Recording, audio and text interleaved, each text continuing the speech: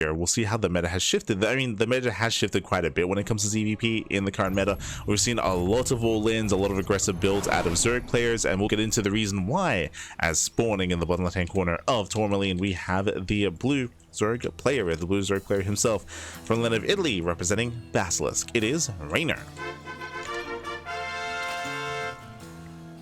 And spawning in the top right hand corner, we have the German Protoss player. We have the red Protoss representing Sentinels. It is a ShoWTimE. Here we go.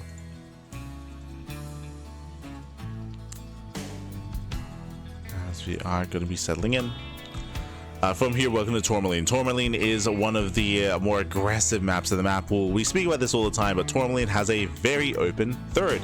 You can see it here. There's a massive entrance into the third base, which is even bigger once you knock down those rocks. So a massive entrance, a massive arc. So this does favor the aggressing player, as it will have a greater concave pushing into the third base. On top of that, we have, I mean, obviously there's no ramp, there's no point of elevation. On top of that, bam, likewise, another massive entrance in between the natural and the third. Now, because of these two massive entrances, not just that, but also because of the very direct attack path from natural to natural, and if you noticed, once again, going from natural base to natural base, there's no high ground, there's no ramp, there's no high ground elevation, there's no ramp.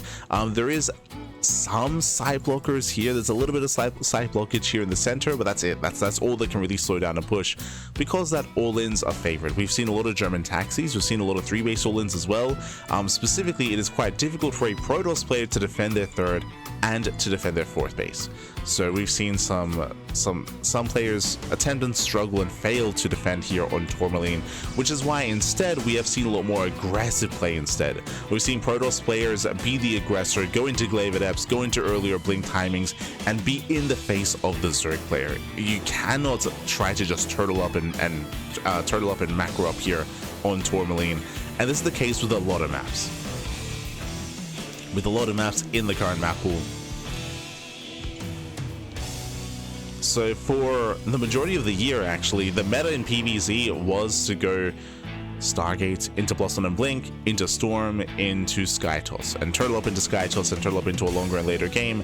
But because of the map pool specifically, that is less viable. There are certain maps where you can still do that on, but for the most part, it is less viable. So we should be seeing ShoWTimE take a very different approach here, as we're expecting aggression out of Reynor. We'll see. We shall see.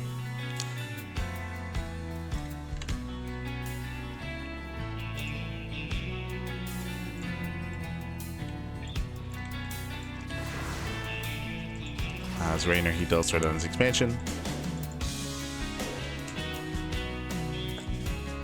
Stargate's almost done. Again, should just be Oracle into a third. But really, our eyes are on the Twilight Council timing of ShoWTimE. And to be fair, if there's ever going to be a player that can successfully defend and turtle up on Tourmaline, it probably would be ShoWTimE, right? He's got the most experience with that. I still don't like the idea of ShoWTimE going for a more defensive build, but we'll see.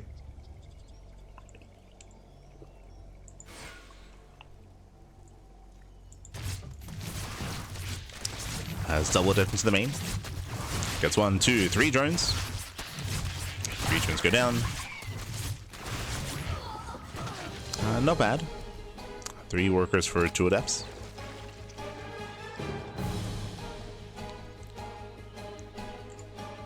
I see Estes Slow Joe in the chat. You missed out on the first series. We did cover Mana versus ShoWTimE, and as you can see, ShoWTimE did barely win that series over Mana. I say barely because there's 100% a world where Mana could have toured. 100%. Like Mana, he was looking so good in game 2, but did just slip up towards the end. And then ShoWTimE brought it back. Meanwhile, ShoWTimE is going for an early Twilight Council. So early council out of ShoWTimE, Gateway Explosion. This looks like glaive adepts. So it looks like 4 gate glaives as a follow-up. You can see no forge. With a delayed forge, there's a higher chance it will not be blink. But again, as we mentioned before, this is what we expect here out of Protoss players on Tourmaline. We expect to see some kind of earlier glaive adepts or charge timing or earlier blink play, earlier tech. And there it is, as we mentioned, glaives. Again, the tell for this was the excess of gateways, but also the lack of forge. Here we go. Now, bearing in mind, this is not an all-in, and this is not meant to end the game. This is not meant to kill, it is meant to maim. It's meant to maim Reynor. Reynor behind this went into an early Evo chamber, so that's +1 melee. This typically leads into Ling Hydra.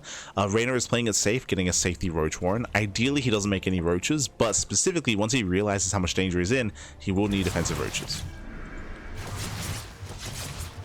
Depths, they poke in, they pull away. Lings, they check for saturation. Ooh, he does spot extra Depths warping in. Okay. Not too heavy of a count yet. But it's crucial here that ShoWTimE hides his Adepts.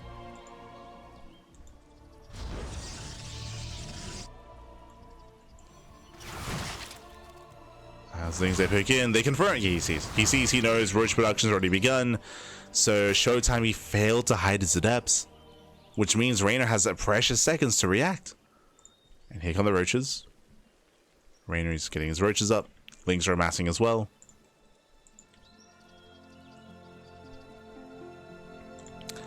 There is a massive hole here in the natural, so ShoWTimE can make his way in. No SimCity. But last, plenty of Lings, plenty of Roaches, and Reynor he holds. Reynor, he's holding on. As we mentioned, ShoWTimE, he failed to hide his build, and now he's in a rough position. ShoWTimE is in a very rough position here. Oracle's in towards the main base. They get one drone. Getting it to 2. Now, because of this build and because of all these Adepts, ShoWTimE, it means +1 is late. +1 is late, charge is late as well. Upgrades are delayed for ShoWTimE. Tech is delayed. It's all just going to be later here. Now, this is going to be giving Reynor more time to drone. It means that Reynor is free to drone up on 4 bases. He's getting a 4th base, getting a 5th expansion. Droning is now occurring for Reynor. He's working towards his lair, and Reynor should have momentum coming into the mid game. Now, I will say that at least ShoWTimE keeps all the Adepts alive. True, at least he has them alive and he can still use them in some way defensively, but you don't open Glaive Adepts to be defensive with them. Like, it's...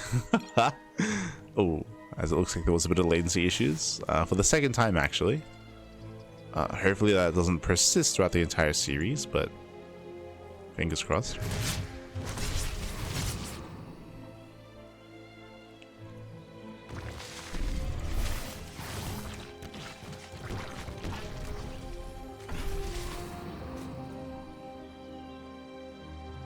You know, shout out to Stream Elements for letting him know.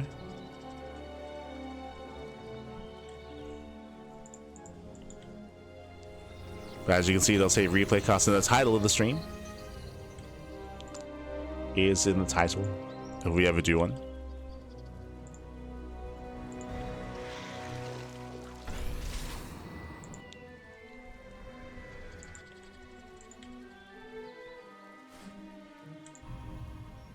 As you see Reynor being active, moving out. Does spot the 4th base. Ooh, runs into the army. Now, we spoke earlier the Adepts, they did survive the early game, so there's potential that they can find some economic damage, but alas, they're going to be zoned away. And you can see that Reynor's about to max out. Reynor zoned up to 87, he's on full 4 base saturation. Cashing out Zealots. And Reynor, he's rallying everything. He's sending it. Sending it across the map. ShoWTimE, what does he have to defend? Okay, he has 1 Colossus. 1 Colossus, he's got 2 Immortals. Storm is a non-factor. So no Storm, he can morph into Archons instead. There we go, he's getting a 3rd Archon. Now this composition from Reynor is a little bit messy. It's a little bit messy. But Baneling speed is almost done, and he's going to have plenty of Banelings here to zone back the army. And to shut down the Zealots. Again, right now ShoWTimE is very heavily reliant on these charge lots. And that's what the Banelings are for.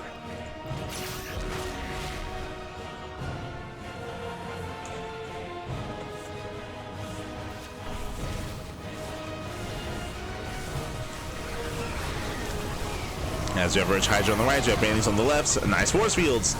Yeah, force fields do zone away. The Zealots, they do survive. So a bit of an awkward attack here from Reynor, but he's still breaking through.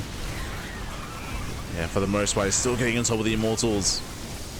Zell set buying some time. Reynor, he's trading, and ShoWTimE, he will hold. He will defend. ShoWTimE, he maintains the core of his army. The Colossus, the Immortals, and the Archons. They survive. But can he survive the second wave? As Reynor, he's rebuilding, remaxing, getting ready for the second attack. Once again, when it came to the fight, very nice force fields, and Reynor, the Banelings, could not get on top of the Zealots. So that was the best fight that ShoWTimE could have hoped for. True. And Reynor, he just has to keep going. Just keep going, keep rallying.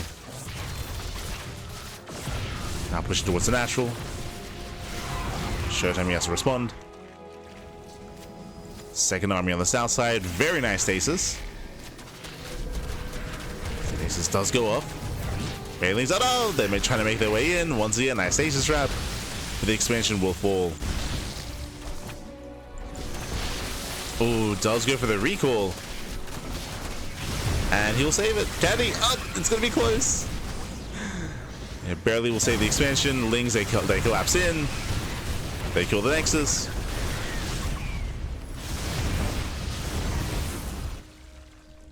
And ShoWTimE is stuck on 3 bases. Stuck on 3 bases. Reynor behind this, rebuilding, remaxing. This time the Hive is done. Vipers are in the mix. We have Lurker Tech on the horizon as well. Now what's important is what we mentioned previously. Yes, ShoWTimE, he lost his base. He lost a big chunk of his economy. But the main core of his army, the Colossus, the Immortals, and now the higher Archon count, like this is actually becoming quite terrifying. The army itself is looking quite substantial, but this is also why it's crucial that Reynor teched up and has Lurkers. Now he has the answer. Before this, he was vulnerable to a counterattack, but now Lurkers are done. It means that ShoWTimE can't really move out.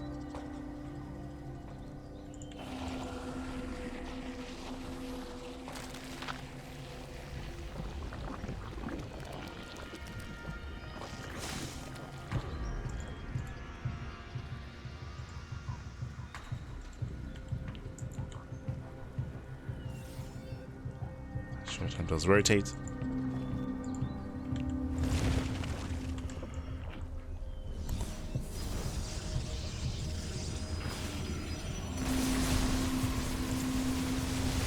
Oh.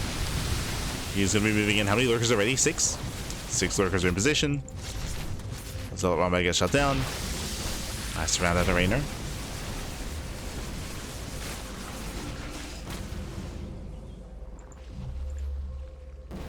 Nice round as he even goes to the counterattack as well. Doesn't quite commit.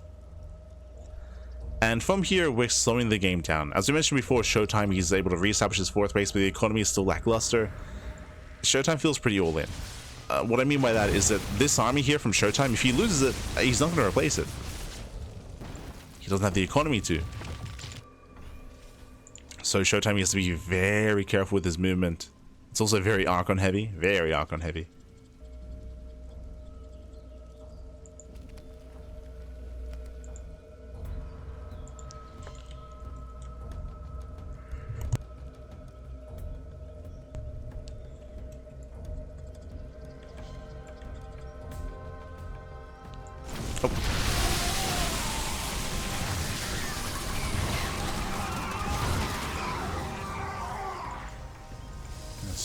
Cashing out decent chunky units.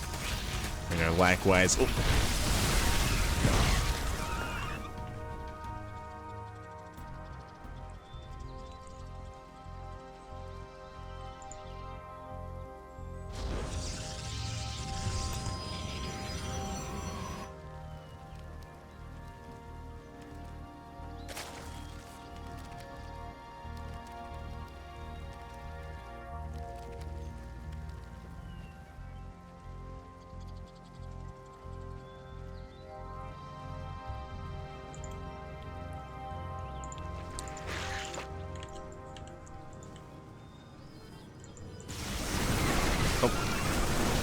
So far, ShoWTimE. I mean, he's making the impossible possible. By the way, like we have not really seen many, if any, players successfully get up to bases like this. At the same time, Reynor did not 3-base all in. True.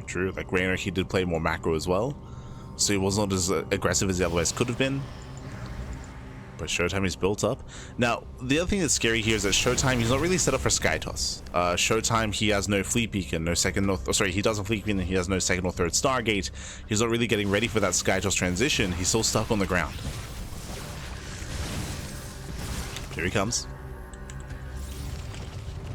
Meanwhile, Reynor, he has 15 lurkers. Going for the Nidus. Nidus into the natural. ShoWTimE, he doesn't react. Uh-oh.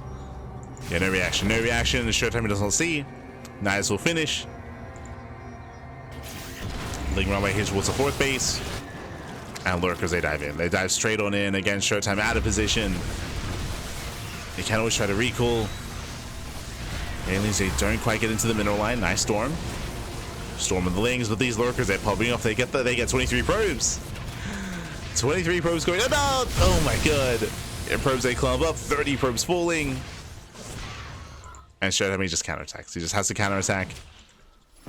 Lurkers, they hit it by some time. Oh, death to bar. And from here, these lurkers can just walk into the main. Right? They can just walk into the main base and camp the production. They can stop the Temps from popping out. Oof. And you can see that ShoWTimE cannot push into the mass lurker army. It's just not going to happen.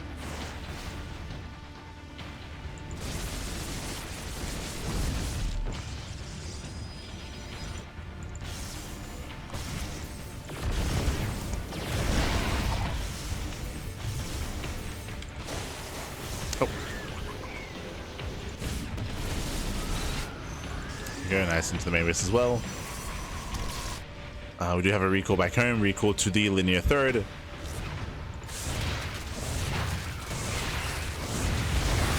And we'll see if we can keep up as lurkers, they get into the production. As I mentioned before, they can depower the Stargates. They can focus on the Fleet Beacon.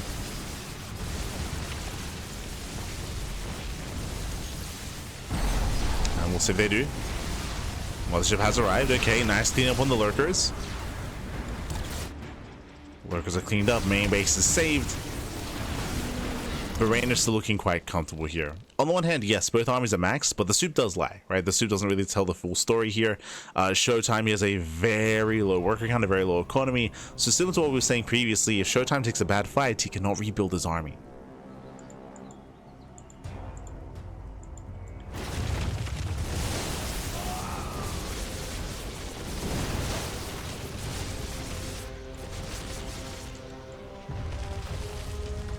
Lurkers, they do distract on the right. And we have the wrong man on the left. Oh.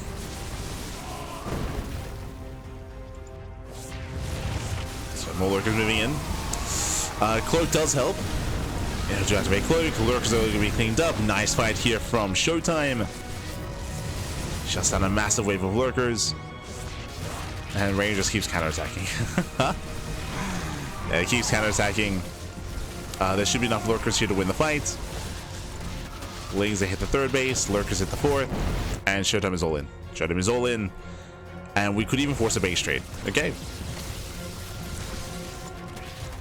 Base trade might be the best option, or is going to be the best option for ShoWTimE.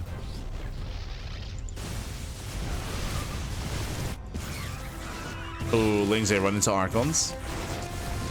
Lings will be cleaned up. Okay, ShoWTimE, he can pull this up.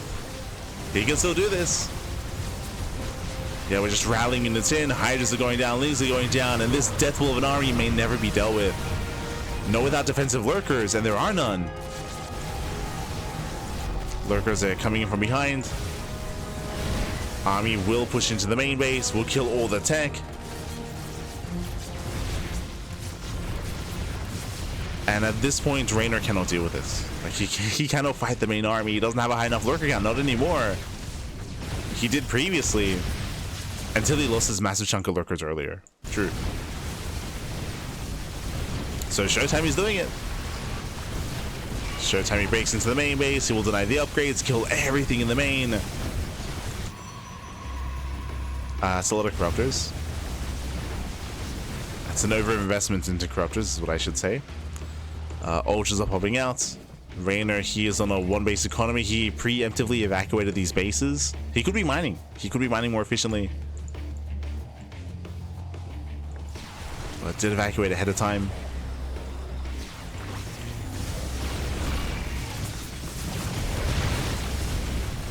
ShoWTimE moves in, takes down the center base. Archons are revealed. The Ultras are stuck behind the army. It's gonna be close. It's gonna be close here. I mean, thankfully a couple of Ultras do pop out. Do they have any upgrades? They have some that do not have kindness plating. Oh. Yeah, no kindness plating. No armor upgrades at all, actually. These Ultras, they're made out of paper. They Jesus. They have +0 carapace and no kindness.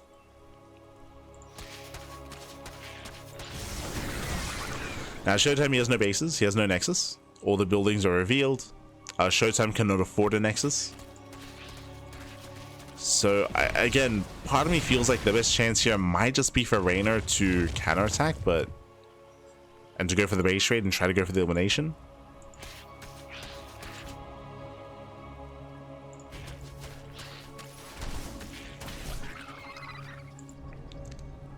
But at the same time, he does have a decent chance to defend here if he stays defensively. He's got 16 lurkers. And remember, this is predominantly a ground army. So pushing into 16 lurkers is not going to be easy. Bearing in mind the Corruptors, they will help against not just the Mothership, but against the Colossus. So Corruptors, they have their place here.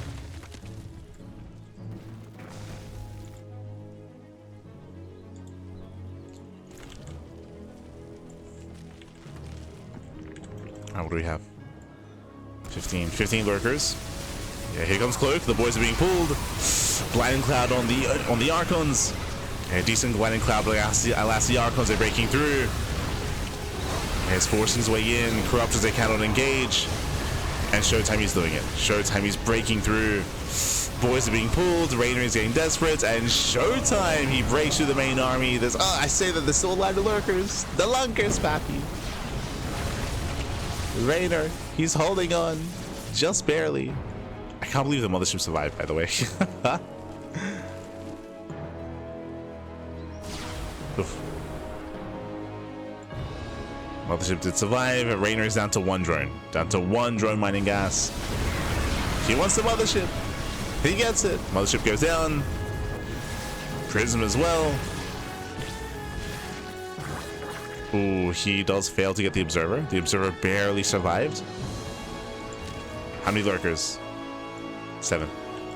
7 lurkers. Reynor, he's making a couple of extra drones. And thanks to those extra workers, I believe Reynor should be able to take this. As Reynor has no economy. Reynor, he has no economy. Oh! Corruptors overextend. Del snipe the Observer, okay. But there's 2. Yeah, there's 2 observers. Gets Immortal. Link slaps in, diving on the Colossus. The Observer goes down. Yeah, no Observer, no detection. And with that, Reynor, he does lose the base, but remember, he has 2 expansions, pappy. Yeah, he can back off, he can reposition. 0 detection for ShoWTimE, he lost the Observer. It is what it came down to. Oh. There we go, 1 meter on the way. And GG gets called. ShoWTimE spots the expansion, and Reynor will take game number 1. Whew, GG, well played. A very, very chaotic game here. Again, I do feel like Reynor had the advantage for a bit of a longer time, but Reynor did have some bad fights. He had some really bad fights where he got caught out with his lurkers, where I want to say he lost like 7 lurkers on the right hand side of the map, which was brutal. Likewise, he was unable to keep up with some of the rotations, and ShoWTimE made that as close as possible to the point where he almost straight up won that game as well. It came down to the wire. It came down to a handful of units remaining. GG, well played. Imagine a world where even in the final fights, if ShoWTimE was a little bit more attentive with his observers and pulled them back, if he saved them, then maybe he could keep going. But again, it was very close, very clutch. GG. Reynor takes game 1. But that could have gone either way. GG, well played. Catching up. Now, I've played a lot of Command and Conquer Generals lately, and I've had split thoughts on the fact that units can attack both ground and air units have like 50% more range when attacking air. I wonder how that would fit StarCraft. Specifically regarding that idea, I feel like one, most likely everything would have to be rebalanced, like numbers wise, in regards to range, just because if that idea was implemented, you would never just apply that flat to what the current range values are at the moment. That would just not fit. So you just have to rebalance everything and readjust everything. Otherwise, I feel like otherwise range ground units would be insane. Like lurkers and colossus is what I'm thinking of. Like, because basically what you're saying is you want to cut the ground attack range of units in half, or you want to increase their air attack range and double it basically. So yeah, I feel like it would definitely favor some of those ground units that have longer ground attack range a little bit more. But on top of that, like, everything would just have to be rebalanced and rechanged.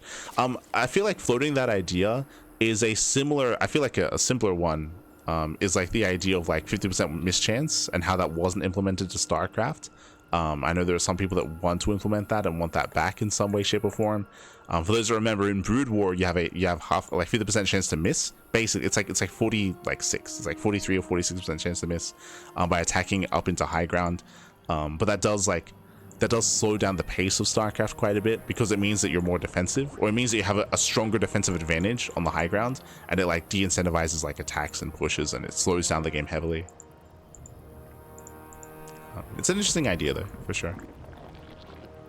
But like stuff like that, I don't know, like that sounds like it shuts down like mutaplay and like ZvP. Like, again, like all the numbers would have to be changed around to like make it fit and make it work. There you go. Here we go. Spawning in the top right hand corner of the Old Republic, we have the blue Zerg player. We have the Italian Zerg. Oh, representing Basilisk, leading the series 1-0. It is Reynor.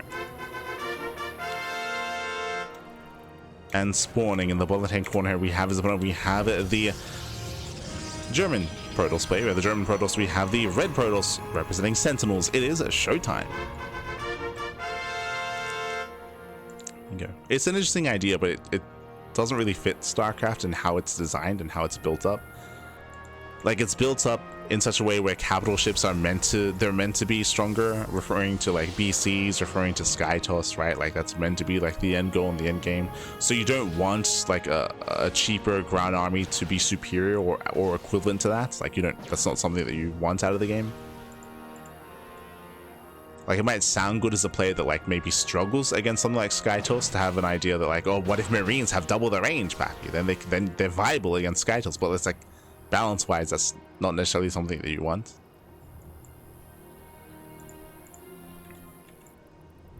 Interesting idea. I think an idea like that would fit more if something like SkyToss and like air-based compositions was more of a viable option in the mid game, instead of strictly almost being like late game setups. Then I think that would make more sense. Like, it would make more sense in a world where, like, I don't know, there was the equivalent of like Marine Marauder Medevac, like a bio composition but in the sky, right? Like, and you had to deal with an army like that. It would more sense. It would make a little bit more sense maybe there. Yeah, hard to say. Hard to say.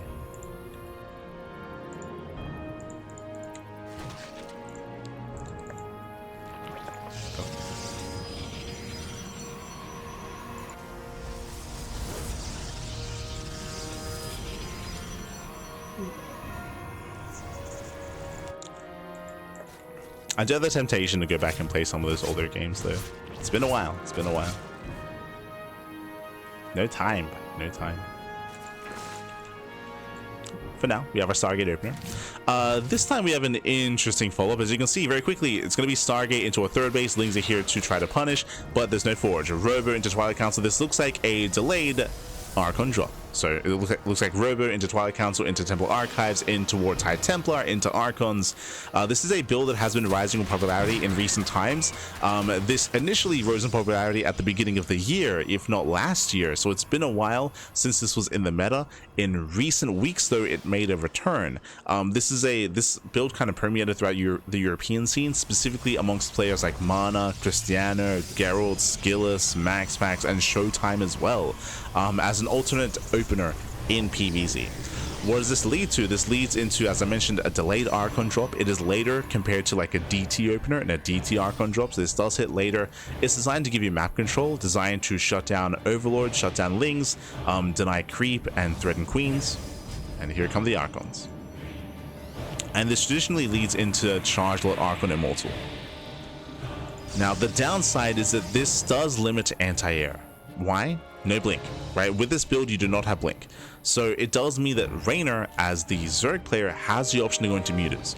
Mutas is a viable option. Swarm Host is also a viable option as well. Reynor has options. Just because with this kind of opener, ShoWTimE kind of telegraphs ahead of time the kind of composition he's going for. And I rotate up in towards the third base. Oh, Jesus, drones, they clump up for a moment. And again, this is all just keeping Reynor busy. Oh, Prism takes a lot of hits. The layer is now done.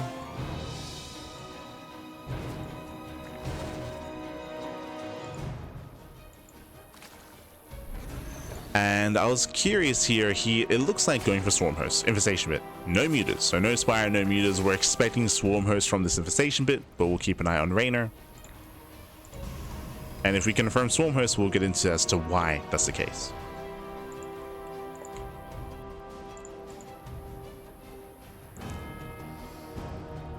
ShoWTimE he drops in towards the third base, Oracle towards the natural.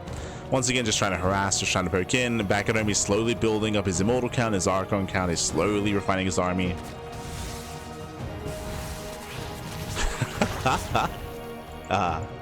Este Reynor. Once again, it looks like they've been having some connectivity issues though. This is the third time this series. Smerge. Ooh, and it's going to be Infestation Bits into... Oh, he's going for the Spire. Huh.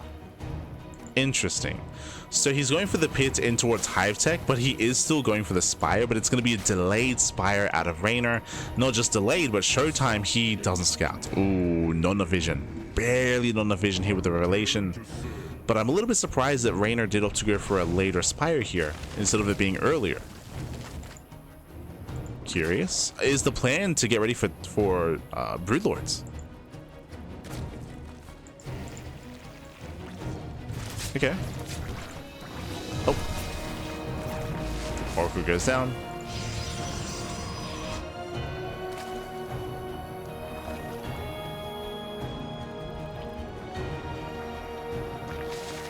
Reynor could just never fight that army straight up. He could with all of his lurkers. Defensively, I mean. If you're referring to the last game, which I believe that is. Specifically before Reynor lost 7 lurkers on the right hand side, like it's definitely a fight he could have taken, but once he lost all those lurkers, like he had to commit to the base trade.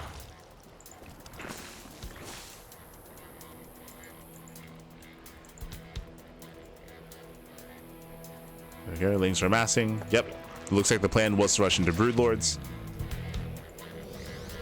but a similar kind of like thought process is there. Specifically with the lack of anti-air, right? We have High Templar, Archons, Immortals, Storm. Like, this is a beefy army. It's a very, very powerful ground army. But it's heavily reliant on Mass Immortal. So anti-air isn't really there. I mean, Broodlords are still a ways away, so we'll see if Reynor can survive. We'll see if he can survive until Broodlord tech.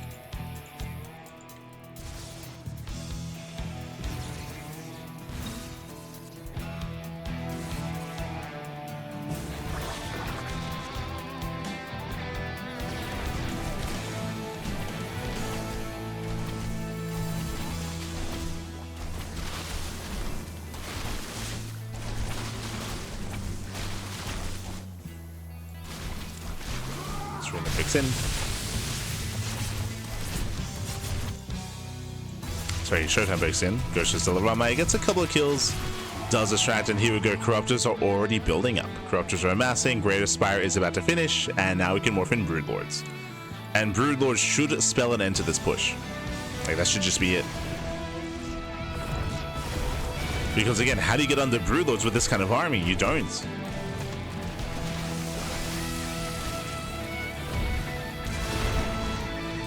Fleet Beacon just finished off a ShoWTimE. Here comes the mothership. Reynor's maxed out, so he's making 1 Broodlord. Singular Broodlord. Reynor, he has to throw away some supply. Collapsing in. Does take some swords to the face. Banelings, they do get on top of the High Templar though. And not bad. And now we need as many Broodlords as possible.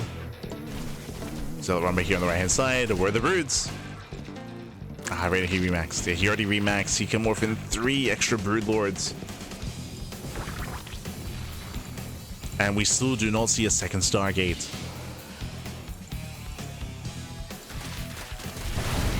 Things they try to collapse in.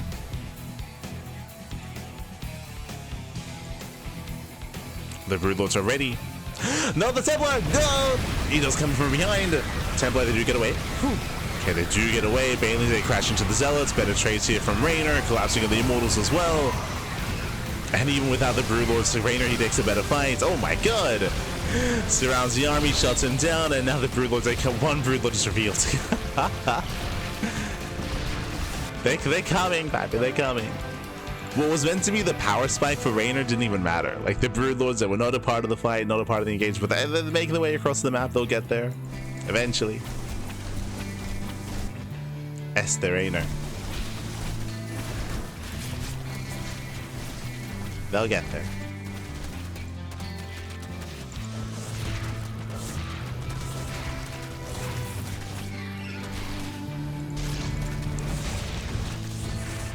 As the good Broodlords are revealed.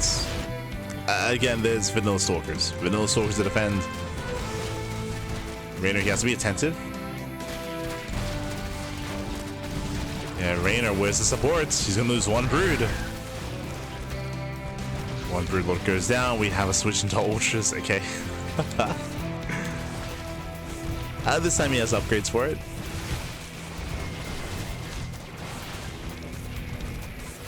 Okay, laying Ultra Peels up towards left hand side. Immortals are in position. We're diving on the Templar, forcing the Archon. And Reynor, he should have too much here. Yeah, he breaks through the Gateway Army. Blink is not done. Every Stalker goes down. Down goes the expansion. 39 probe kills. Oh my god. Wreaking havoc in the 3rd, in the 4th base. These Ultras will be cleaned up, but at a cost. At a cost of the expansion. GG gets called, and Reynor, he snowballs out of control. He takes game number 2. GG. Whew. GG, well played. A bit of a cleaner game here from Reynor here in game 2. I was curious to see how he was going to respond to the delayed Archon drop. And I was curious, was it going to be Mutas? Was it going to be Swarmhosts? It was neither. Instead, he just teched up into Broodlords. And even then, he didn't really need them, but he rushed into a faster Hive, into faster Greater Spire, into Broodlords. That was kind of like what he was falling back on if need be. But he had some very nice engagements, very nice creep spread. We didn't really get to praise the creep, but because the creep was so good, it meant that ShoWTimE couldn't really threaten the bases too much. He wasn't really able to do more than just posture in the center, and then he got caught out. GG. GG, well played. With that, we're loading into game number 3. We're going to be loading into Ruby Rock, one of the smaller maps of the map pool here, and we're expecting something a little bit different. Let's go. Let us go.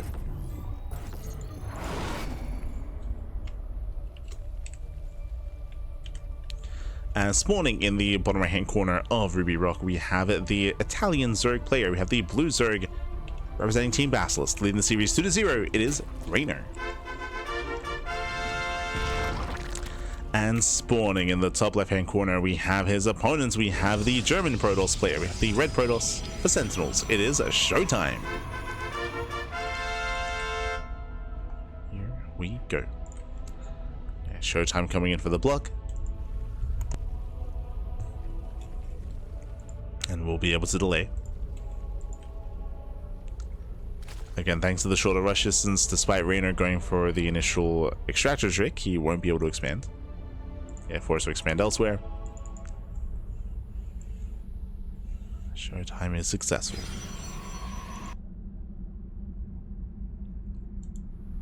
And again, welcome to Ruby Rock. Ruby Rock does have a very short rush distance by ground. I haven't checked yet, but I believe Ruby Rock has the shortest rush distance by ground. I think it might be the smallest map in the entire map pool. I'd have to get out the measuring tape and compare Ruby Rock with Tourmaline. And when it comes to rush distance. But regardless, a very aggressive map. We do see players struggle to defend the third base locations. I will say though that surprisingly Reynor did not all in on Tourmaline. I would favor all in play and all ins on Tourmaline. I'd favor it here on Ruby Rock as well, but Reynor hasn't really been going for that style. He's been playing more macro oriented, more later game oriented even.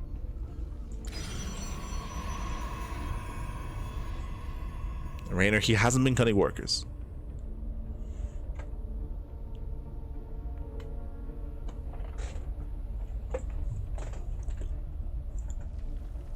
Here we go.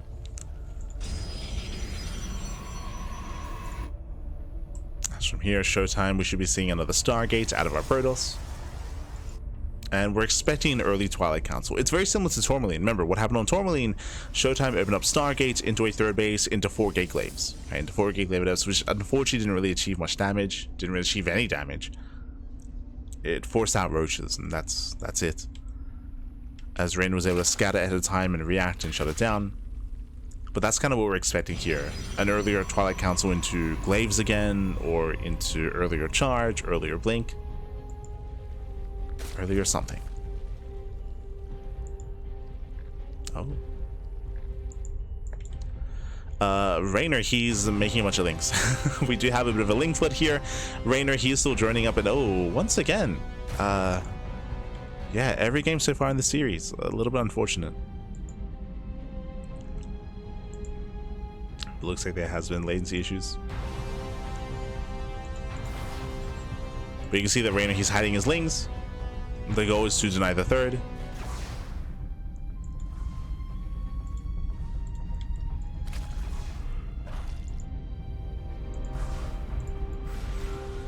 As he pokes in. The door is open. Okay, he just walks in. He just walks in. Probes are under fire, they're under threat. And he gets how many? Oh, so far, no. Okay, there we go. He gets 1, 2, 3 probe kills. Not bad. Can he get 4? Not quite. But 3 probes go down. Nice damage here by Reynor. That should not have happened. And Deb gets locked down. Reynor, he defends, he attacks, and the third base is delayed. So late third base out of ShoWTimE. He's getting his gateway. Rolling up, Reynor is checking for the third that does not yet exist.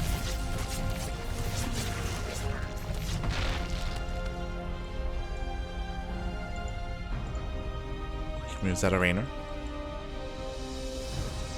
And ShoWTimE is still stuck on 2 bases.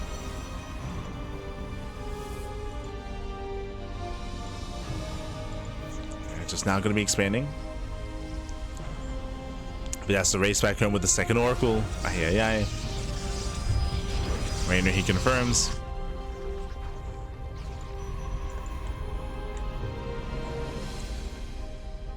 And we'll see if ShoWTimE does throw down an early council. There, speaking of, yep, there it is, early council. So early Twilight Council here out of ShoWTimE. Is it too obvious to go for glaive adepts? He already did it once. Forge. Okay, not glaives. No glaives, going for the forge.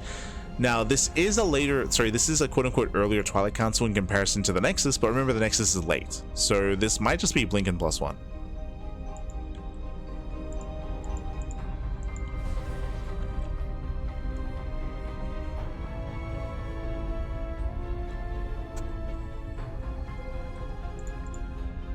So higher chance of Blinken +1.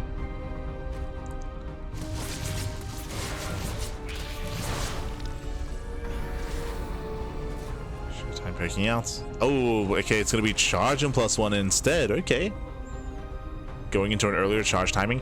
Now, what does this do? This is meant to punish a player that skips roaches. Speaking of Reynor, he's going into a fast lair. I didn't see an Eva chamber. I didn't see a roach warren either.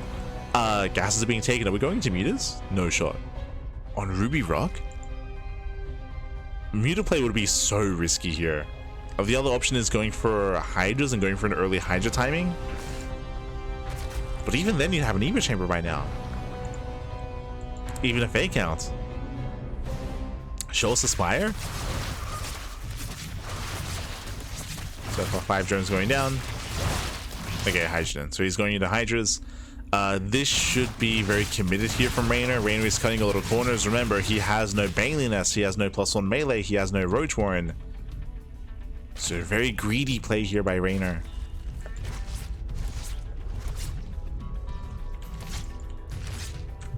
Which means that ShoWTimE can punish.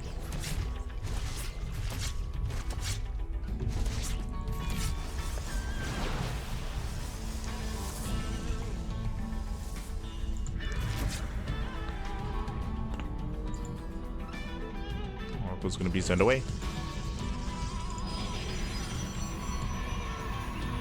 How many gateways are we on? 4. Gateways are late. So delayed gateways is Zealot as the tell. Yep. Reynor knows.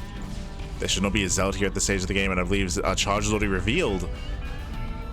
ShoWTimE is missing his opportunity. Like, usually when you rush into charge like this, you go for earlier gateways, later tech, and you hit an earlier charge timing, but no, ShoWTimE is being defensive instead. He already showed his hand. And Reynor, he's not training. Reynor's not training, he's going for the all-in. Here we go, the queens are walking across the map. It's all or nothing. This is why there's no Evo chamber, by the way. There's no chamber because there's no upgrades, because there's no intention for the game to last that long. So it's a Ling Hydra all-in out of Reynor. The first all-in of the series. Let's go. That's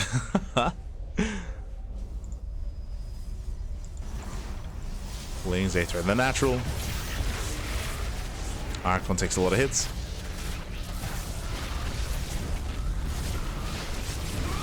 So I'll say do trade well. Storm is not yet done.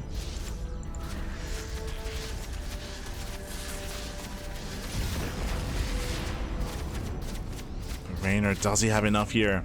Especially with Storm finishing. I feel like with Storm finishing up, ShoWTimE should shut this down. He has the ideal composition. Yeah, he has Archon, Storms, Charge Lots, Storms, they shut down the Hydras. And Reynor should lose everything here. Yeah, it's almost a hard counter.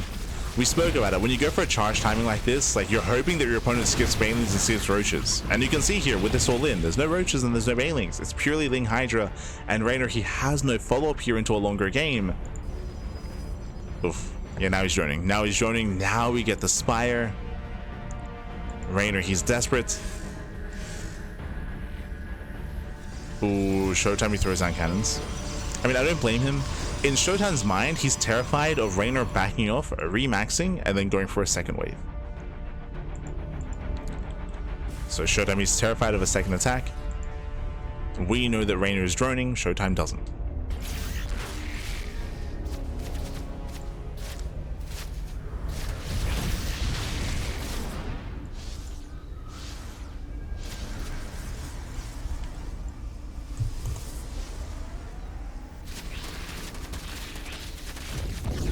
Ooh, despite that, ShoWTimE out of position. Oh, that should not have happened. Reynor, he denies the 4th.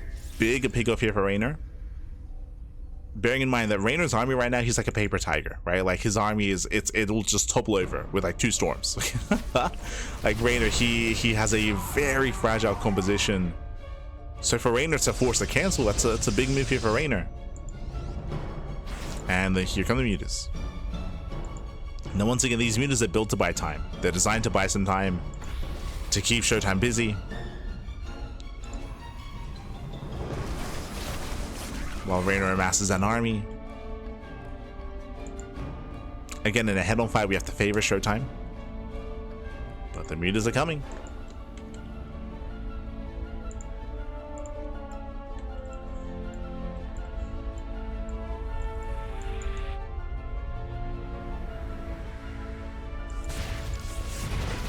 Oh, nice pick off. He gets 1. He gets 2 oracles.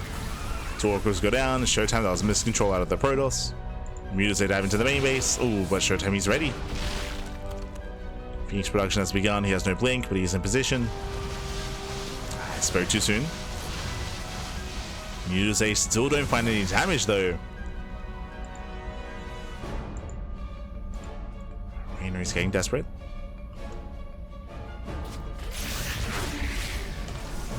Tries to commit in, gets punished. Once again, there's so many Hydras going down here. ShoWTimE, he can just A-move, to be honest. He can, if he wanted to, he could just A-move across the map. ShoWTimE is max, but initially he wants this group of Hydras. Mutas, they do get into the natural. Hydras, they barely slip away.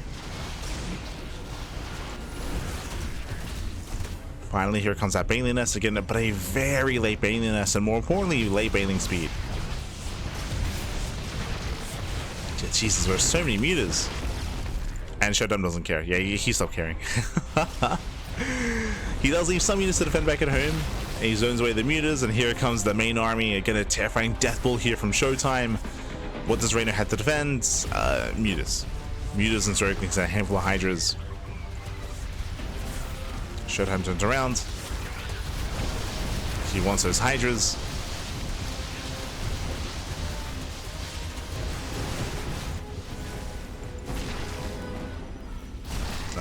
We do see that ShoWTimE is a little bit lopsided here with his army. Oh, he takes out more bases, takes out more expansions, and again, Reynor, he just doesn't really have anything like this. There's nothing here for Reynor. Again, Reynor, he just had a failed 3-base all-in. Surprising, despite the fact he scouted. Remember, he saw the Zealot, he saw charge early. That's why I was concerned for ShoWTimE. I was like, oh, Reynor saw what's happening. Reynor, he can just tech up, but Reynor didn't. He still went for the all-in anyway, which was surprising. Against a player with a superior composition. You just take it to the base. Okay. Takes off some probes. This is still delaying ShoWTimE.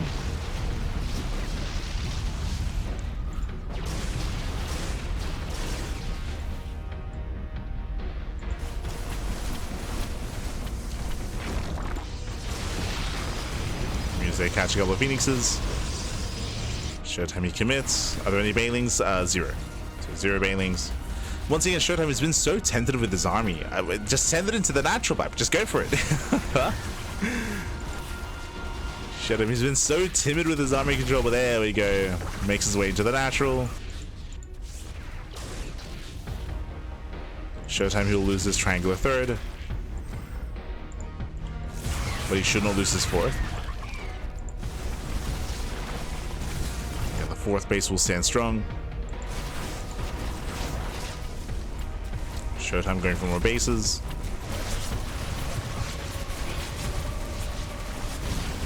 And he should kill the main. Now, this is arguably best case scenario for Reynor when it comes to trying to deal with this army, fighting half at a time. But even then, like, it's not gonna be easy. All right, how many storms can Reynor tank? He splits, does free split, diving on the Templar, zoning storms. Yeah, does storm ahead of time. That's a lot. Oh my god, that's a lot of storms. But most of them don't really come into play. Yeah, and with that, the army will be cleaned up. As we mentioned, this is like best case scenario fight for Reynor. He fights half the army, cleans it up. But the other half is terrifying. That's a lot of Archons. Oh my god. These mutas, they can never engage into this many Archons. It's not gonna happen.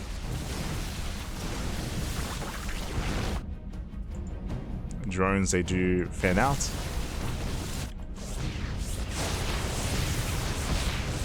Yeah, magic boxing here on top of the 3rd.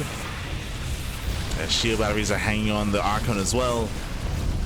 Eventually, Reynor, he will clean this up. Oh, there's the recall. There's the recall back home. Saves the base. Oh no, the Phoenixes. Phoenixes are thrown away. Losing all 3 Phoenixes. Some messy micro here out of ShoWTimE, but he left enough to kill. Reynor is down to 7 probes. He's going to be down to barely any mining. At the same time, these mutas are very mobile. True. Very mobile. Reynor is down to his natural. He has top left. Or top center.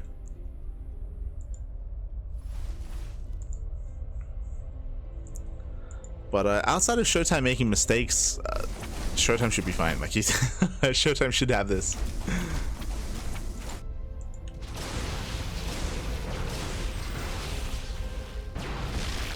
What I mean by that, if ShoWTimE, say he moves out with like a quarter of his army, even half his army, if he moves out, then once again Reynor can just deal with the army half at a time. But GG gets called. The writing is on the wall, and ShoWTimE, he fights back. He puts a point on the board. GG. Whew, GG, well played. And again, an odd choice here from Reynor. Winding it back as to what happened in this game, Reynor, he initially was setting up for an all-in. That's why Reynor, he went up to, what was it, 5 gases? Yeah, he went up to 5 gases, 3 base saturation. He skipped his Evo chamber and was going into a Ling Hydra Queen all-in. But before he committed to the all-in, what did Reynor do? He scouted and he saw charge. He saw the one zealot with the army. Charge was revealed, and that let him know that it was a +1 charge follow-up into Charger Archon Immortal. Like Reynor, he knew what was the kind of composition that it was going to be facing off against. And the problem is that the composition that ShoWTimE was building up is a hard counter to Ling Hydra. It is a hard counter. Without Banelings and without Roaches, you have nothing to really face off against this very heavy gateway composition, very heavily reliant beefy army as well, with more Archons and more Immortals. And as you saw, like Reynor, his army was completely shut down. Like his army just melted before the Zealots and before the Archons and before the Storm. And ShoWTimE had a pretty comfortable early game, pretty comfortable mid game. He was able to secure himself. Reynor had a chance with Mutas. As you saw, he was being so annoying with them, harassing, poking in, getting mineral line after mineral line, but he could never fight head on. He could never take a head on fight, and GG well played. ShoWTimE eventually moved out and eventually took it from there. And now we have a series. Now we have a back and forth. We're going to be loading into Title Citadel. Going to be loading into Game 4. Let's go.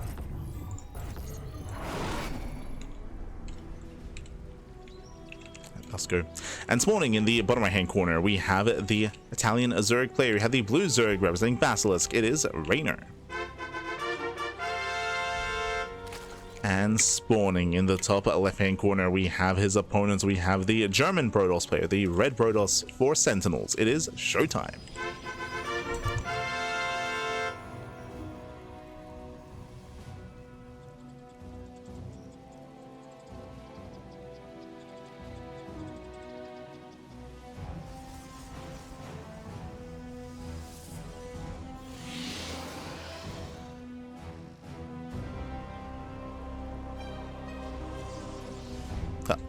So I was just opening up the window, opening up the door.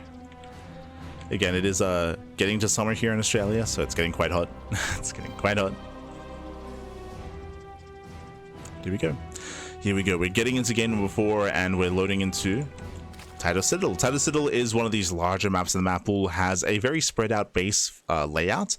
The 3rd, 4th, and 5th bases are all very spread out. So trying to expand and trying to get into a longer game is going to be difficult here. So we're expecting more mid-game aggression between our two players, or between from ShoWTimE specifically.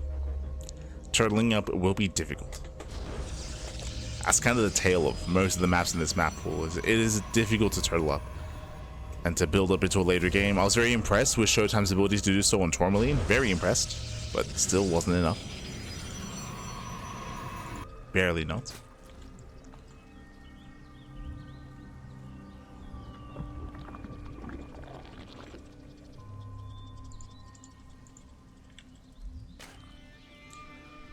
Otherwise, hatch gas pool, standard opener here at Reynor. Because the map is so large, this is where Muta play is viable, referring to just straight Spire, not like Hydra all-in into a Fail all-in into Spire like last game, like that.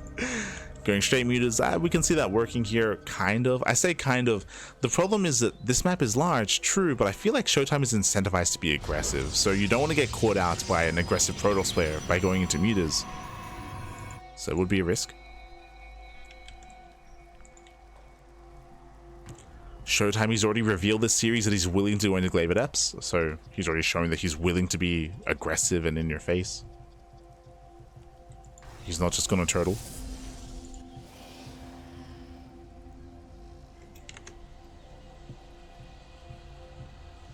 Ah, the ducks in the chat. Beautiful, beautiful.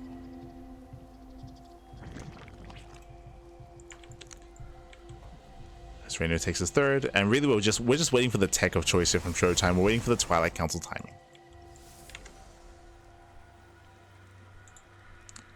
Just lying in wait.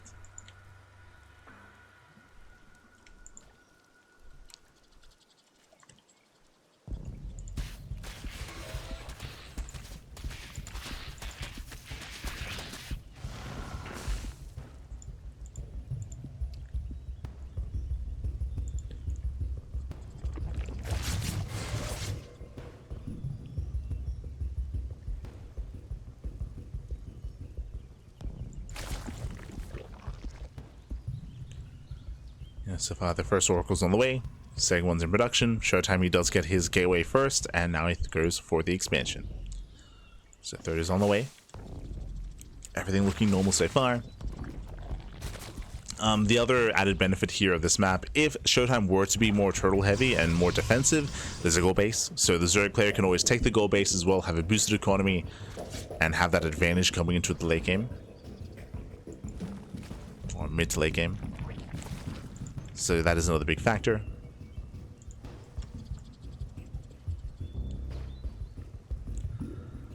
So far the Oracles aren't really finding much damage, and ShoWTimE is not going for the early tech. Not this time. Okay. Speaking of early tech, Reynor, he throws down the Evo chamber. It is going to be an Evo chamber before any other tech structure. So it should be plus on melee. Oracles, they poke in. And there should be a Ling, I was going to say a Ling Hydra composition. Reynor, he's playing it safe this time. Safety Roach Warren. Remember last game he had no Roach Warren and he was punished for it. This time, safety Roach Warren, just in case. ShoWTimE's going for the standard timing. Forge, Templar Archives, going for plus on and blink. Sorry, Twilight Council I meant to say. Forge, Twilight Council into blink. And we'll see if ShoWTimE can play straight up here on Titan.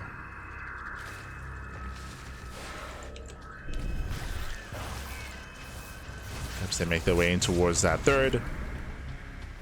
But does commit to the shade. Yeah, he commits in, Lings are in position. Queens, they do respond. And so far he gets 2 drones. 2 drones do go down. Some economic damage. Elevation shade into the natural. Nice Evo chamber wall up here from Reynor. And so far getting to 3, getting to 4. 4 drones. It's okay. It's not ideal. 5 drone kills. Getting a 6th and 7th towards the end. Okay. Getting up to 8. 8 drones go down. Did cost ShoWTimE 6 adepts. But adepts didn't really scale too well into a longer game. And ShoWTimE pulls away. Now, as he pulls back, we have Reynor attempting his own counterattack. Back at home, there are Stalkers, and Reynor, he may catch 1 or 2 Stalkers. Not quite. And Reynor pulls away, but he at least scouts the war pins. So now he knows no charge. He knows that he does not need roaches. So he pokes in, he scouts, he spots all the Stalkers. Reynor, he's going into Ling Hydra. As we mentioned before, the Roach Warren here was just for safety, just in case it was charge or glaives.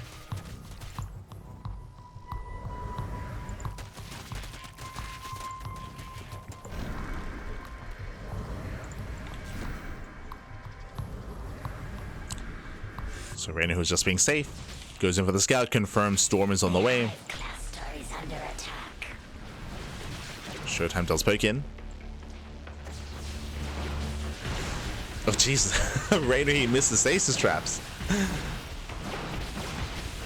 Yeah, with that ShoWTimE, he can shut down this army. Stasis goes off, massive connection, and Reynor's in trouble. Reynor, he's in a lot of trouble here. These Lings that were necessary to defend. Queens are exposed, the base as well. Then the stasis goes off. There's 1 more behind this. And Queens are exposed. Hydra's exposed as well. ShoWTimE is out trading. And 1 more volley. He can kill the base. No. Ooh. Another stasis connects. Reynor, he barely holds on to the expansion. He does hold. Does survive. Okay. Building up his Ling Hydra. Meanwhile, ShoWTimE is going for it. This is a bold move. I have not seen this work yet, but okay. So we spoke earlier here in the beginning of this game. We spoke about Tidal Citadel and how we expected to see something more aggressive at a ShoWTimE because it is difficult to turtle and defend because how spread out you are. And he's going for it. You can see a wall of cannons, a wall of shield batteries, faster storm. The goal here for ShoWTimE is to turtle to defend and to build up into a maxed out army in the mid to late game. He's not rushing into Sky Toss, true. That is important to bear in mind, where in the past, in the previous patch, it'd be very common in this position to throw down a Fleet Beacon. This is when you throw down the Fleet Beacon, second Stargate, and you start Tempest production. But because it is difficult to get away with that here on this map, we do see that ShoWTimE's committing to a ground army. He's committing to his ground composition. We saw this same style on Tourmaline, if you recall. So ShoWTimE is going to be doing his best to defend. You can see he's fully walling off. He's walling off the high ground. Rocks are being knocked down. Reynor, he's maxed out, or he's maxing out with Lingbane Hydra. And we spoke about this. The problem on this map specifically, if the Protoss player turtles, is the gold. Like Reynor, he gets a free gold expansion. So Reynor has a boosted economy. It means that he maxes out even faster than normal. So there's so much working against ShoWTimE here. Storm is done. Nice Storm on the Hydras. Storm pops off. Lings, they do slip in. Slip into the bases. Banelings are making their way over as well. Cybercore goes down and no more Stalkers. Nice Stasis. Stasis goes off. Forcing out more Storms. Banelings, they do not connect. So far, ShoWTimE is holding onto his third base. Oh, what about the natural? I mean, that's still a lot of Storms left over. He's got 4 High Templar.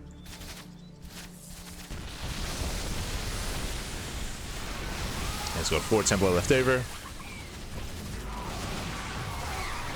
Nice concave here from Reynor, though. Yeah, the concave is solid. The arc is solid here. Takes a bit of fight. We're running out of Storms. There's what? 2 Storms left. 1 Storm remaining. There's 1 Storm left here for ShoWTimE. That's the final Storm. And Reynor, he barely has enough here. Force the guy back. He needs more reinforcements, but now there's no more splash damage. ShoWTimE is holding. Holding for now. And Reynor, his reinforcements are just a little bit delayed. Yeah, delayed. They're still coming. There's 5 Templar warping in. Jesus. Warping in a massive wave of Templar. There's the NG overcharge, so he's got a couple of Storms. ShoWTimE is surviving. But there is a massive opening into the natural. So it's been a difficult defense. Again, because there's so many angles of attack, even though he set up all these cannons, it didn't really come into play. The cannons, the static defense, the wall off. I mean, Reynor, he can pick and choose where to push in. And here comes wave 2. He's pushing into 7 Templar. Honestly, with 7 High Templar, I think ShoWTimE holds. Depends on the connections, of course, but that's still a lot of zoning potential. We'll see. Anything to do, take down the Templar. Okay, 1 Templar goes down. There's still what's to be 2 Storms left. But yeah, Reynor is running out of steam. He's running out of steam. ShoWTimE, he successfully defends here. Very nice. As you mentioned, Reynor, his reinforcements were late. It looks like maybe he was missing injections. But the rally was just not good enough. And ShoWTimE is holding. And partly because of what we mentioned previously, something similar happened on Tourmaline and it's happening here as well, where ShoWTimE, even though he's turtling and trying to be hyper defensive, he was not tempted by Skytoss, right? He was not tempted to cut corners and to take to the skies and rush into a fleet beacon and rush into Tempest production. That would have gotten him killed. Like, he turtled up and he committed into Storm, into more High Templar, more Archons, recognizing that he could not get away with rushing into Skytoss.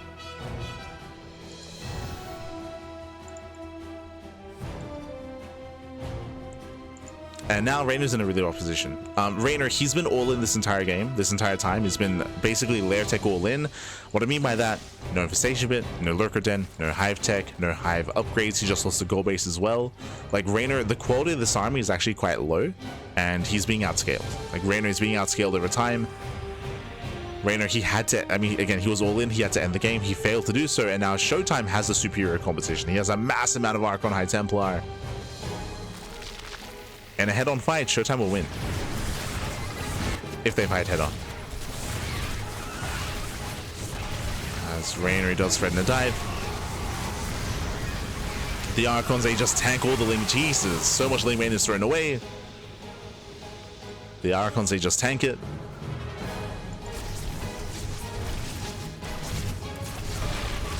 And again, the Archons tank the Link Bane, the charge lots, they punish the Hydras. Storm kills everything. And we're just waiting for the move out. And here it comes. Here comes ShoWTimE.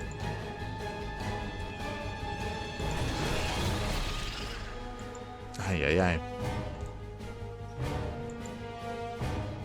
And again, just a really impressive and really close and clutch defense here outside of the natural from ShoWTimE. And that was game, essentially. That was game, as now ShoWTimE, he does walk across the map, and this army should not be dealt with. Outside of from ShoWTimE making mistakes, like if Reynor can somehow get on top of the Templar and force out storms or deny storms, then sure.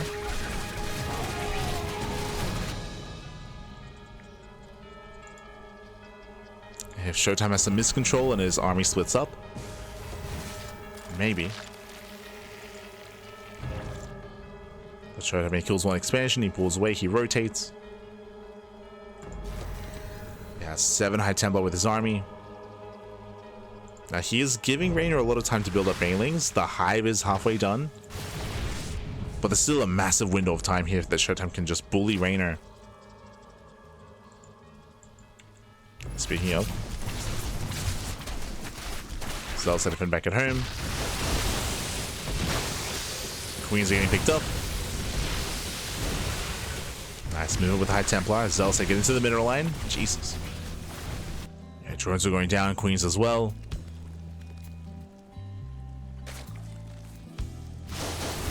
Storms AG. Mainly used for zoning here. Oh no, the Hydras that come back in too soon.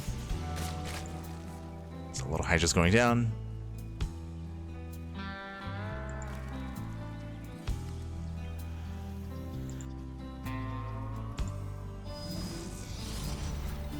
But again, ShoWTimE's being really patient, but also giving Reynor a lot of time to potentially recover.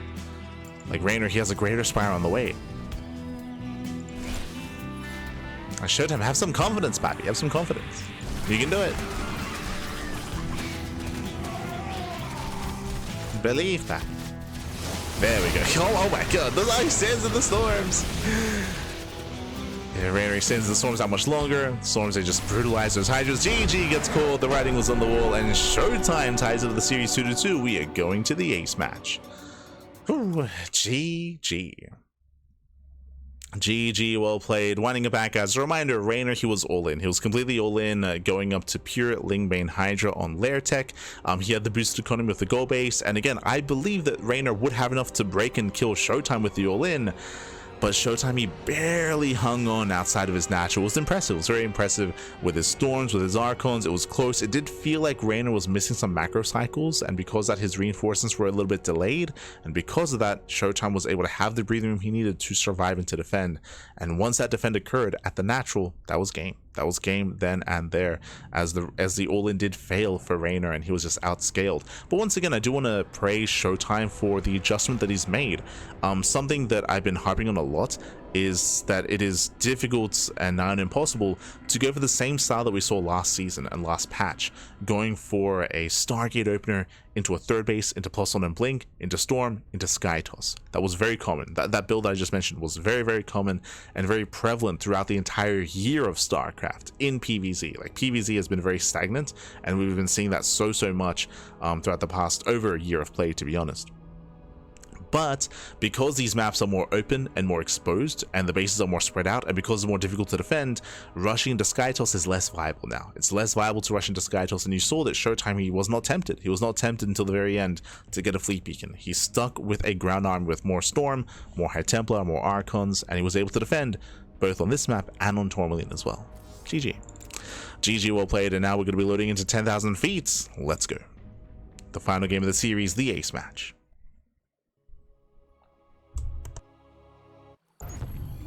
Here we go. And spawning in the top left hand corner of 10,000 feet, we have the Italian Zerg player. We have the blue Zerg representing Basilisk, being forced into a tied series. We'll see if we can bring it back. He was up 2-0, by the way. He almost 3-0'd at a certain point. It was crazy. Now he's been brought to the brink. Can he bring it back? It is Reynor.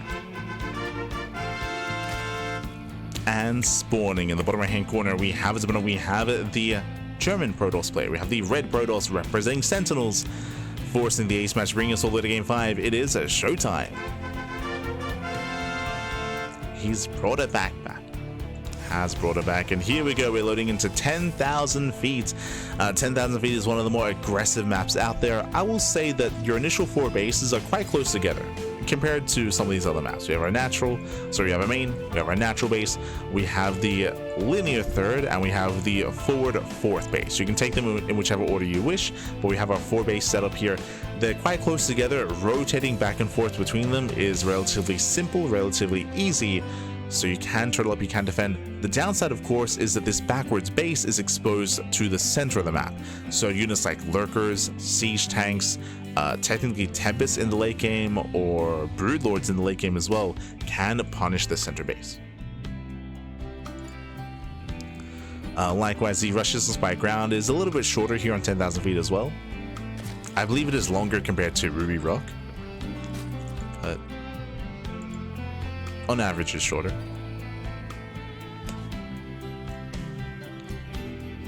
And we'll see what Reynor decides to go for. I feel like if he does decide to go for an all-in here, it's going to be a little bit weaker. As I mentioned before, it is easier to defend on 4 bases here on 10,000 feet. So we'll see. Muta play? I'm sure Muta's attempting.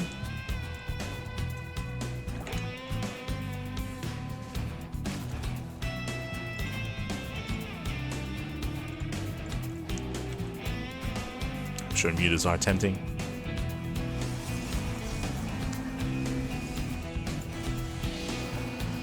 Now though, we're calming down. Another option, of course, is you can mine through these middle patches and expand here on the right-hand side. But if you do take the space on the right, it does spread you thin and makes it difficult to get a 4th. So usually you save the space for a little bit later in the game as a Protoss player. As a Zerg player, you can ideally expand towards your opponents. Take the center base faster, spread creep faster, and try to be more aggressive. We'll see.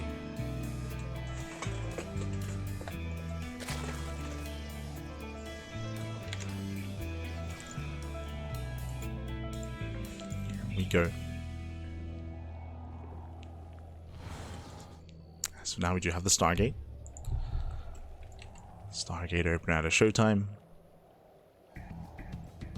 I'm waiting to see the tech. After what I just saw in the last couple of games, I'm not opposed to ShoWTimE being more defensive. Especially on 10,000 feet. Suddenly I'm like, you know what? He does not need to go into early glaives or early charge timing. Nah. It'll be fine. Open standard pack. You can do it.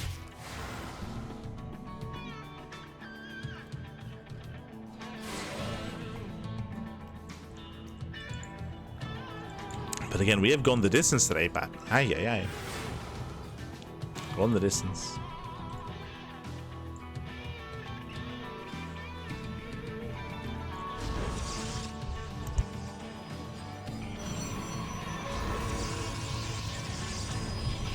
So here comes the 3rd. ShoWTimE decides not to take the forward base yet. So it takes a linear, safer 3rd base first. Getting a 2nd Oracle out. So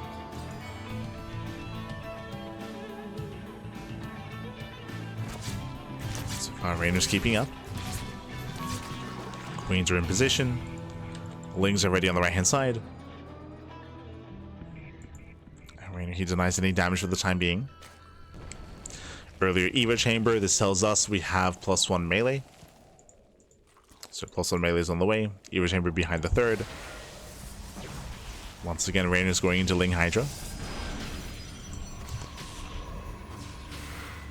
After what just happened last game, I'm not fond of the idea of Reynor going for another Lair Tech all-in. Going into another Ling Bane Hydra all-in. I'm not really fond of it. But we'll see. He could just take up into Lurkers. He has the option. Standard timing with the tech. Twilight Council Forge. Should be plus on Blink. Adepts take it into the middle line. They get 1 drone. 2 drone kills. Oh, getting up to 4. Oh my god. Yeah, 4 drones going down at the same time. Lings they counterattack. They do kill a Stalker. And it's getting out of hand. It's getting out of hand here. This is the downside of harassing with your adepts. Because you have that much less back at home. That's going to be 5 for 5. Better trade for Reynor. Reynor, he only threw away links for that. You know, ShoWTimE did trade gas with the adepts.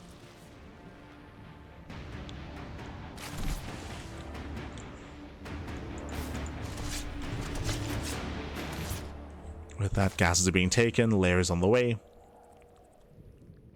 Technically, there is a chance that Reynor goes for a Spire here, but it should be Hydras. We'll see.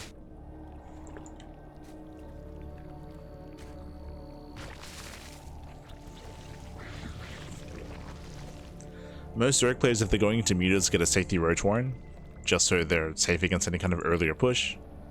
They can reactively make Roaches. So without a Roach Warren, we're leaning towards Hydras here. Meanwhile, Temple Archives on the way, getting ready for Storm. These Oracles, they haven't really found much damage yet. They get maybe 2 drones. 2 drones go down. There's that Hydra, as we mentioned, led towards Hydra play.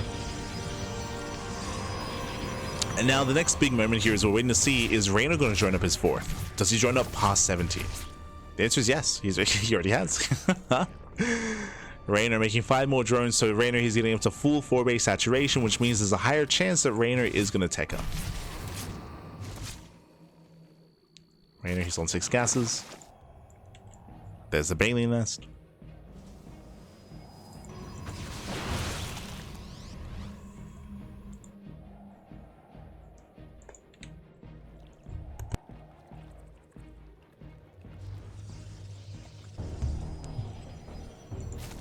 Oh. So once they poke in, they get a couple of drones. We have 7 more drones on the way. Reynor is building up his Lingbane Hydra. He's not taking extra gases. I am aware that we will need extra gases if the plan is to take up into Hive. Speaking of, there it is. More gas on the way. The Oracle does scout this. No, they're getting 5 more drones though. Jesus, 6 more drones going down. Nice damage out of ShoWTimE.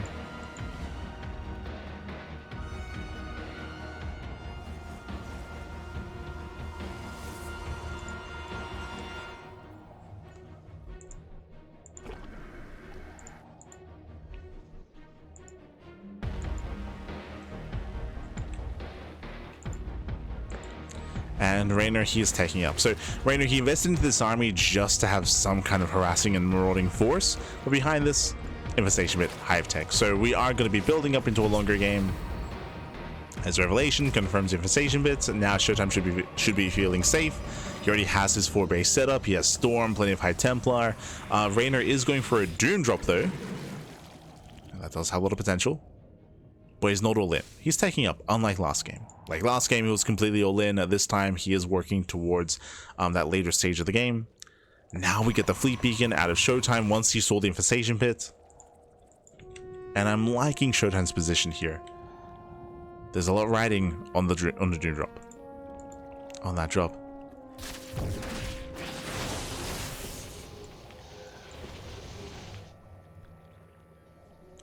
But ShoWTimE is looking very secure. Reynor, he throws down the Spire instantly, thinking about Broodlords.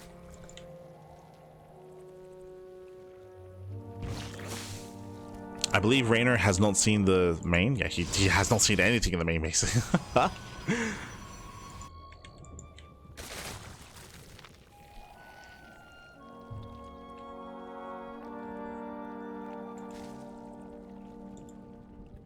So I'm liking the early setup here for Broods. What's a little bit concerning is that there's no setup for Lurkers.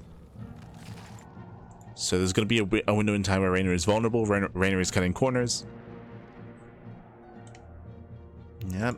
Rushing into Broods. Skipping Lurkers. Delaying, getting into delayed Ultra production as well. Sorry, my mind was racing. I was like... Reynor, he's vulnerable. He's very vulnerable to an attack. If ShoWTimE pushes, I don't know if Reynor can survive that. Remember, Reynor, he's stuck on Lingbane Hydra. There's no Lurker tech. There's no Ultras. There's no Broodlords. There's nothing. Here comes ShoWTimE.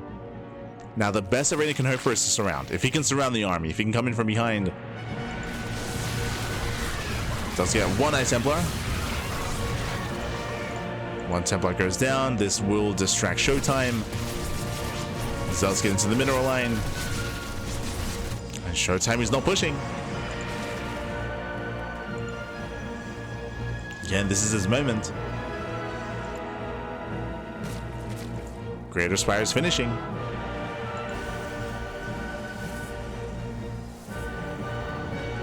And it looks like maybe ShoWTimE is more concerned about just building up his own Sky Tiles. I do believe that he's missing the opportunity to be aggressive here. Reynor's trying to collapse out. Oh, but with a Templar, they overextend. Yeah, miscontrol out of ShoWTimE. Losing 4 High Templar. Ay, ay, ay. Not like this. 4 Templar go down. Banelings roll in, they depower the side defense, and this is just a really rough fight for ShoWTimE. He's being pulled apart. This should not have happened. Everything was going so well for ShoWTimE. He successfully got his 4th base up. He was working on the 5th base. He was successfully transitioning into Sky Toss. Everything was going so well until he took one bad fight. Again, he led the charge with his High Templar. He lost every Templar in the process. And that might just be game. That might just be game. Ay, ay, ay, papi. At least they keep flooding in. ShoWTimE lost the mineral line.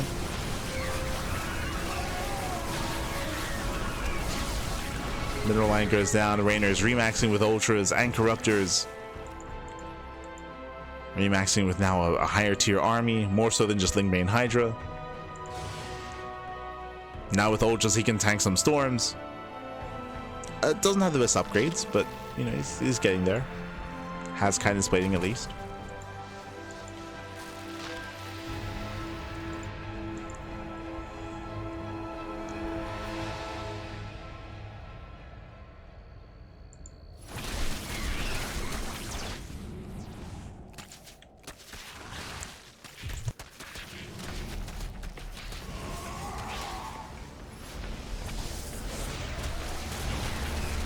That's Reynor, he's committing in. Kills the 5th.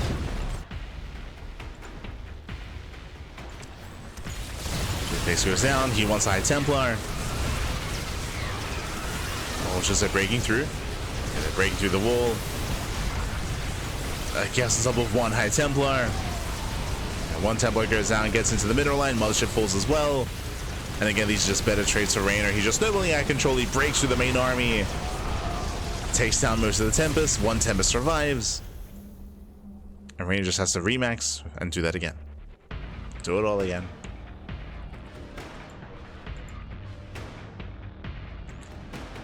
And GG. GG gets called. There's no final fight. The writing was on the wall there. And Reynor, he will take the series 3-2, advancing on to the upper bracket finals. GG. GG. Congratulations here to Reynor. ShoWTimE had a very impressive comeback in this series. ShoWTimE was down 2-0, by the way. He was down 2-0, and ShoWTimE clawed his way back into it, forcing the ace match. And honestly, ShoWTimE was looking solid here in Game 5. In Game 5, ShoWTimE, he was looking good. I will say that ShoWTimE was maybe overly passive. If you remember, there was a window in time. There was a period in time when Reynor was morphing in the Ultra Cavern, when he was morphing in the Greater Spire, and when he was stuck on Lingbane Hydra. To be fair, ShoWTimE didn't know this, right? He didn't know how vulnerable Reynor was, but there was a window in time where ShoWTimE could have been active and aggressive. He was maxed. He was maxed out with his army. He could have pushed out, but he chose to be defensive. He chose to go for a just Zealot run bys and get ready for Sky Toss. And this was still an okay decision, but it meant that he wasn't able to punish Reynor. There was a window there, there was an opportunity, but it's fine. He decided to be more defensive. The problem, though, is that in that defense, he took a really, really rough fight. If you remember, we saw that Reynor, he rotated over towards the 5th base. ShoWTimE responded, and ShoWTimE led his army with High Templar. He had 5 High Templar in front of his army. Ling Bane rolled in. ShoWTimE was late to react, and he lost all the Templar instantly. He lost all the Templar. That was game. That was a game then and there. That means that he lost the fight. Not just that, but he lost the 5th base as well, and he plummeted like 40, 50 supply. Like that was a crazy fight. He lost everything. That was game then and there. One bad fight, one wrong move, and that can cost you the game. And that's StarCraft in a nutshell. It's very high paced, very intense. And GG well played. There was definitely an opportunity there, and ShoWTimE definitely proved himself. He proved himself to be of equivalent skill to Reynor, but this series Reynor does take it. GG well played. Congratulations to Reynor. My condolences to ShoWTimE. ShoWTimE, he's going to be knocked down to the lower bracket. So let us head on over here to the bracket itself and figure out where we are and where we are headed. From the top here, we have Reynor. Reynor, he just beat ShoWTimE. He is waiting in the upper bracket finals for the winner of Classic and Cure. Meanwhile, ShoWTimE, he's knocked down to the lower bracket to face off against Hero in a PvP. So we have ShoWTimE versus Hero in a PvP. We have Mana getting knocked down earlier against ShoWTimE, and we have Mana versus Gumiho in the lower bracket round 1. So we do have more matches preparing and getting ready for us, but again, that'll be at a later day.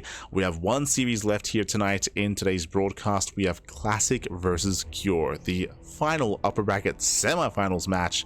Remember, the winner of that series will face off against Reynor in tomorrow's broadcast. Oh boy.